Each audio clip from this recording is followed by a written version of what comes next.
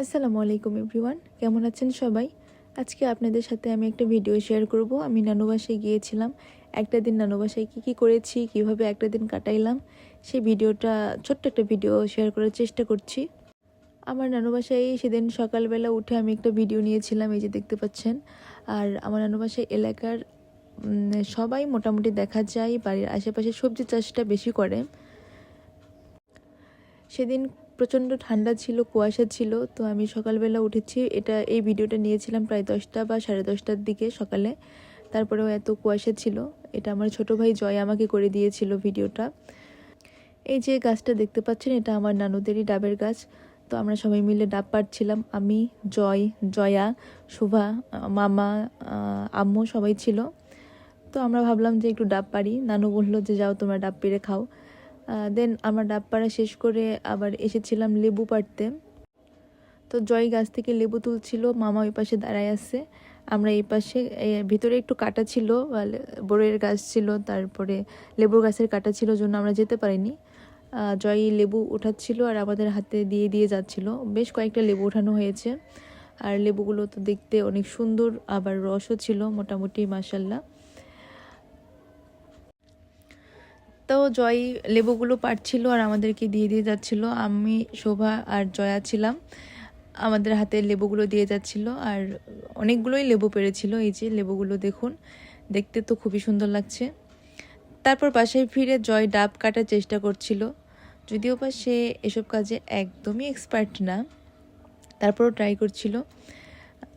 সে ডাব কাটে, আমরা সবাই মিলে খাচ্ছিলাম। এদিকে আম্মুর দাদি, নানি, আমার মামি, নানি আরও কয়েকজন মিলে ডালপুরি বানাচ্ছিল। তো আমি ছোট ছোট একটা করে ভিডিও নিচ্ছিলাম, ডালপুরি সবাই বানাচ্ছিল আর আমি বসেছিলাম। বসে বসে আমি একটু চা খাচ্ছিলাম আর তাদের ডালপুরি বানানো দেখছিলাম। দেন আমাকে মামি কয়েকটা ডালপুরি প্রথমে ভেজে দিয়েছিল মুচমুচা করে, আর আমি বসে বসে চা খাওয়া শেষ করে ডালপুরি খাচ্ছিলাম।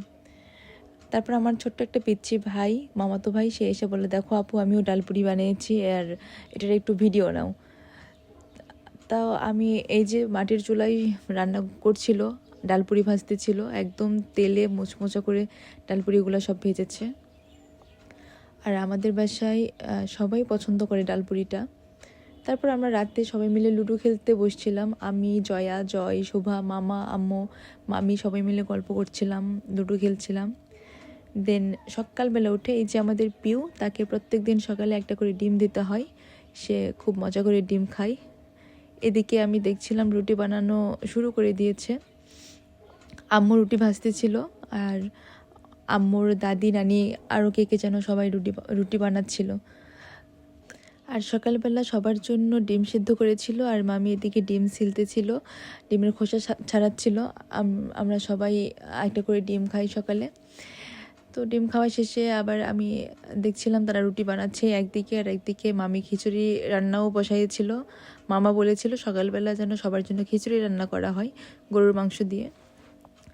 তারপর আমরা সবাই মিলে একসাথে বসে বাইরে বসেই খিচুড়ি খাচ্ছিলাম। তারপর নানু বলল, চলো বাহির থেকে একটু ঘুরে আসি।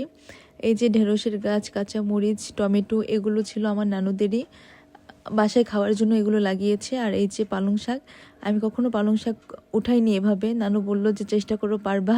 তারপর আমি একটু চেষ্টা করলাম পালং শাক ওঠানোর। তারপরে আমরা হাঁটে হেঁটে আসছিলাম, দেখা যাচ্ছে এই যে আমার একটা ছোট্ট পিচ্চি মামা হয়, সে গাছে উঠেছে। গাছে উঠে সে রস খাওয়ার চেষ্টা করছিল। তো ছোটোবেলায় এরকম ছোটোখাটো দুষ্টুমি আমরাও করতাম। খুব মজা করে সে দেখছিল আর আমার দিকে একটু করে তাকাচ্ছিল। আর এই যে সিমের গাছগুলো দেখতে পাচ্ছেন, এগুলো অন্যদের, অনেক সিমের গাছ লাগিয়েছে, অনেক সিম ধরেওছে। তারপর আমরা একটু বাইরে যাই, বাজারের দিকে, যে চা খাচ্ছিলাম। তো এই ছিল আমার নানুর বাসায় একটা দিন, সুন্দরভাবে কাটিয়েছি সবার সাথে হই হুল্লোড় করে, খুব মজা করেছি। থ্যাংক ইউ সবাইকে, আল্লাহ হাফেজ।